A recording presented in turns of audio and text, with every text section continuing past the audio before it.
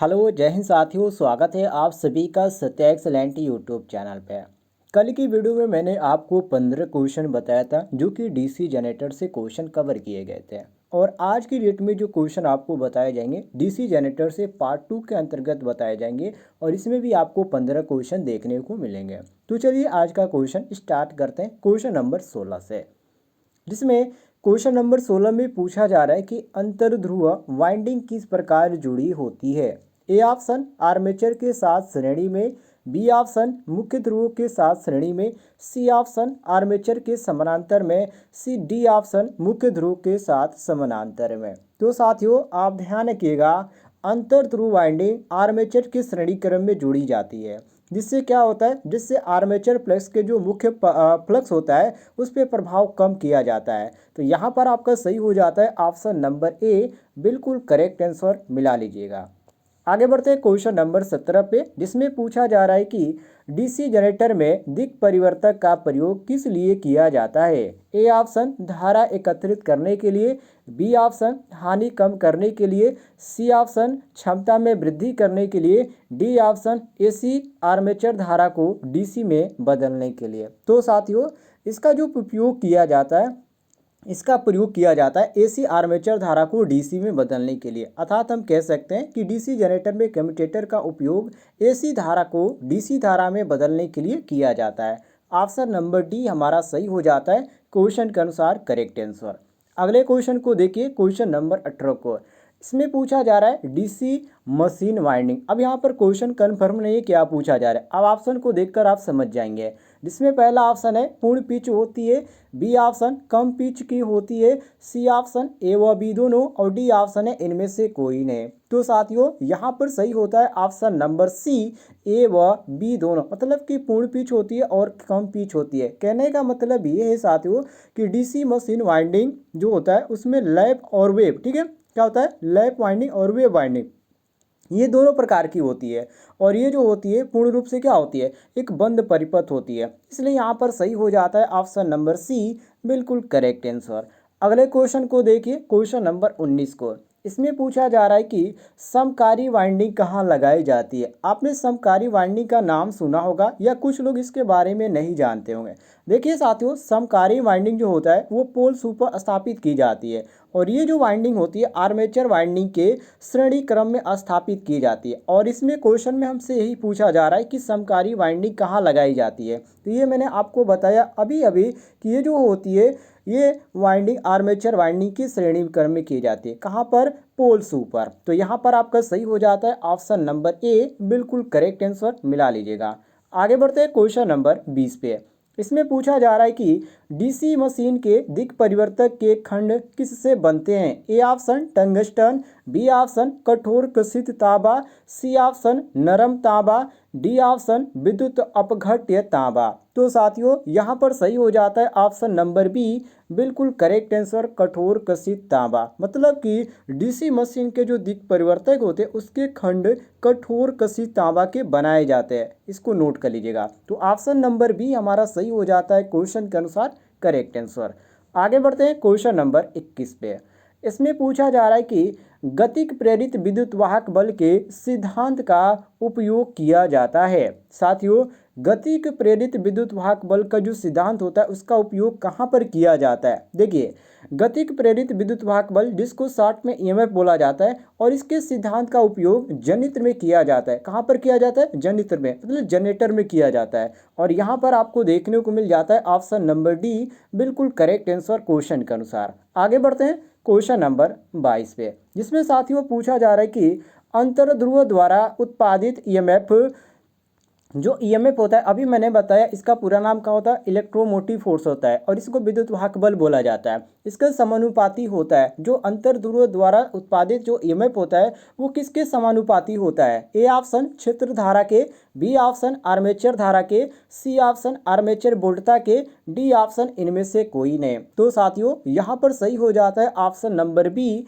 Armature धारा के। क्यों, क्योंकि साथियों अंतर्ध्रुव द्वारा जो स्थापित विद्युत वाहक बल होता है, जो ईएमएफ होता है वो आर्मेचर धारा के समानुपाती होता है। आपने इसका सूत्र देखा होगा, EMF EMF proportional to IA। ठीक है, ये आपने सूत्र सुना होगा या आपने इस पर सवाल भी लगाया होगा। तो इसी के अनुसार हमारा जो सही हो जाता है ऑप्शन नंबर बी बिल्कुल करेक्ट आंसर मिला लीजिएगा। बी ऑप्शन आपका करेक्ट आंसर हो जाएगा।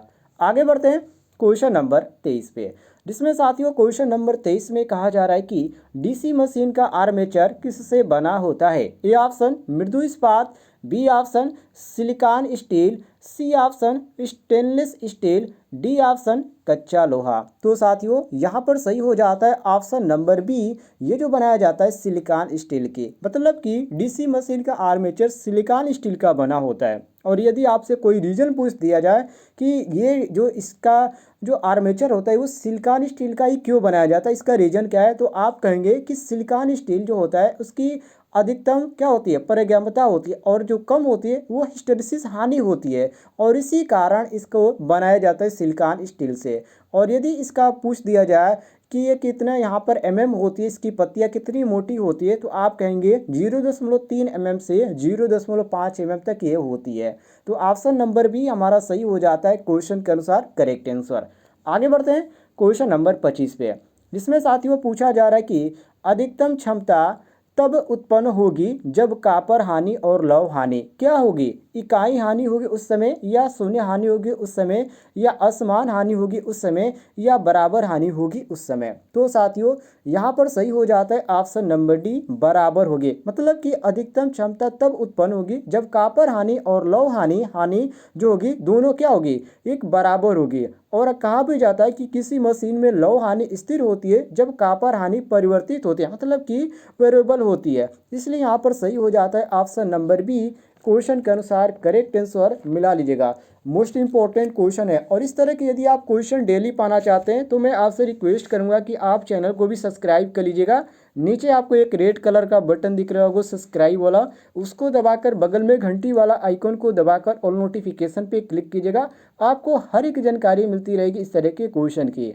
आगे बढ़ते हैं क्वेश्चन नंबर 26 पे, जिसमें पूछा जा रहा है कि विद्युत मशीन में भार विहीन घूर्णिय हाथ में क्या होता है। ए ऑप्शन घर्षण और बल घर्षण हाथ, बी ऑप्शन स्टेटर क्रोड घर्षण और वायु घर्षण हाथ, सी ऑप्शन है घूर्णक क्रोड घर्षण और वायु घर्षण हाथ, और डी ऑप्शन दिए गए भार विहीन कोड घर्षण और वायु घर्षण हाथ। तो साथियों यहाँ पर सही हो जाता है ऑप्शन नंबर डी, क्योंकि यहाँ पर डी ऑप्शन हमने क्यों मारा, इसका भी रीजन है। देखिए विद्युत मशीन में भार विहीन जो घूर्णिय हानियाँ होती है वो घर्षण और वायु हानियाँ होती है, सभी को मालूम है, लेकिन ये जो हानियाँ होती है भार पर निर्भर नहीं करती है। और इसमें यही हमसे पूछा गया कि भार विहीन घूर्णिय हाशिए में क्या होता है, तो ये भार विहीन कोड और घर्षण वायु पे ये हास होती है। तो ऑप्शन नंबर डी हमारा सही हो जाता है क्वेश्चन के अनुसार, बिल्कुल करेक्ट आंसर मिला लीजिएगा। आगे बढ़ते हैं क्वेश्चन नंबर 27 पे, जिसमें पूछा जा रहा है कि 16 कुंडलियों वाले 4 ध्रुवीय जनरेटर में 2 परत लैप वाइंडिंग है, ध्रुव की पिच है। देखिए साथियों ऐसे सवाल यदि आपसे पूछ दिया जाए तो आप क्या करेंगे, सबसे पहले सूत्र आपको याद होना चाहिए तभी आप लगा पाएंगे। सबसे पहले यहाँ पर निकालिए कि 16 कुंडलियाँ है, मतलब कि कुंडलियों की संख्या कितनी दे दिए गए, 16 दे दिए गए, और 4 ध्रुव है, ध्रुव मतलब क्या, पोलों की संख्या, तो ये आपका P बराबर कितना दे दिया गया, तो ये आपका P बराबर 4 दे दिया गया है। अब हमको सूत्र की जरूरत पड़ेगी, तो ध्रुव पिच बराबर सूत्र होता है चालक की संख्या बटे पोल की संख्या। तो देखिए चालक की संख्या कितनी है, 16 है, और किस में कहा जा रहा है, तो लैप में कहा जा रहा है, तो गुणे 2 कर देंगे, बटे में क्या हो जाएगा, पोल की संख्या। तो पोल की संख्या क्या हो जाएगी साथियों, यहाँ पर P का मान 4 दिया गया है, तो हम यहाँ पर कर देंगे। अब यहाँ पर देखिए कितना आ जाएगा, ये आपका आ जाएगा 8, कितना आ जाएगा साथियों, 8 आ जाएगा। ठीक है, इसमें कोई भी कंफ्यूजन नहीं होनी चाहिए। तो यहाँ पर आपका सही हो जाता है ऑप्शन नंबर सी, बिल्कुल करेक्ट आंसर मिला लीजिएगा। आगे बढ़ते हैं क्वेश्चन नंबर 28 पे, जिसमें पूछा जा रहा है कि दिष्ट धारा जनित्र की डीसी जनरेटर की अधिकतम शक्ति पर कम काम करने की क्या शर्त है। ए ऑप्शन बैक ईएमएफ बराबर आपूर्ति वोल्टेज ता अपान 2, और यहाँ पर आपको देखने को मिल जाता है अदर जो कि एक ही प्रकार के कई यहाँ पर ऑप्शन दिएंगे ताकि आप कंफ्यूज हो सकें। तो देखिए साथियों, दृष्टि धारा जनित की जो डीसी जनरेटर होती है, ठीक है, जो डीसी जनरेटर होती है उसकी अधिकतम जो शक्ति होती है उस पर काम करने के लिए बैक ईएमएफ बराबर आपूर्ति वोल्टता अपान 2 होता है। ठीक है, मतलब कि यदि यहाँ पर सूत्र के अनुसार बात करें तो लेंडा बराबर आउटपुट पावर अपान इनपुट पावर गुणे आपका 100 हो जाता है। इस तरह आप निकालेंगे तो इसका सही आंसर आ जाएगा ईबी बराबर भी अपान 2, मतलब कि ईएमएफ बराबर आपका हो जाएगा आपूर्ति वोल्टता अपान 2। यहाँ पर आपका सही हो जाता है ऑप्शन नंबर ए, बिल्कुल करेक्ट आंसर मिला लीजिएगा। आगे बढ़ते हैं क्वेश्चन नंबर 29 पे, जिसमें पूछा जा रहा है कि डीसी मशीन में बलागुण किसके अनुपाती होता है। साथियों, ए ऑप्शन दिया गया फ्लक्स के, बी ऑप्शन आर्मेचर धारा के, सी ऑप्शन फ्लक्स और आर्मेचर धारा दोनों, और डी ऑप्शन है इनमें से कोई नहीं। तो साथियों यहाँ पर सही हो जाता है ऑप्शन नंबर सी, बिल्कुल करेक्ट आंसर, फ्लक्स और आर्मेचर धारा दोनों के। मतलब कि डीसी मशीन बलागुण फ्लक्स और जो आर्मेचर धारा है ये दोनों पर निर्भर करती है, क्योंकि टी आपका क्या होता है, टी बराबर आपका होता है के फाई आई ए। इसी के अनुसार मतलब कि हम कह सकते हैं कि जब किसी धारावाही चालक को विद्युत क्षेत्र में रखा जाता है तो उस पर एक बल कार्य करता है, जिससे क्या होता है, उसी को हम बोलते हैं बलागुण। तो यहाँ पर आपका सही हो जाता है ऑप्शन नंबर सी, बिल्कुल करेक्ट आंसर। आगे बढ़ते हैं क्वेश्चन नंबर 30 पे।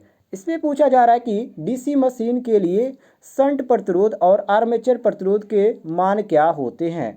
उच्च और उच्च होते हैं, और उच्च और न्यून होते हैं, या उच्च और न्यून होते हैं, या न्यून और उच्च होते हैं। तो साथियों डीसी मशीन के लिए शंट प्रतिरोध का जो मान होता है उच्च होता है, और आर्मेचर प्रतिरोध का मान जो होता है वो निम्न होता है। अब यदि आपसे कोई रीजन पूछ दे तो आप कहेंगे क्योंकि शंट कुंडलन जो होते हैं उसके पतले तार और अधिक वर्तन होते हैं, वर्तन मतलब क्या, टर्न होती है उसकी बनी होती है, जिससे उसका प्रतिरोध क्या हो जाता है, अधिक हो जाता है। इस कारण यहाँ पर सही हो जाता है ऑप्शन नंबर बी, बिल्कुल करेक्ट आंसर मिला लीजिएगा। और यदि आपको किसी भी क्वेश्चन में किसी प्रकार का डाउट होता है तो कमेंट बॉक्स में पूछ लीजिएगा, आपको जानकारी मिल जाएगी। फिलहाल दोस्तों मिलते हैं नेक्स्ट वीडियो में।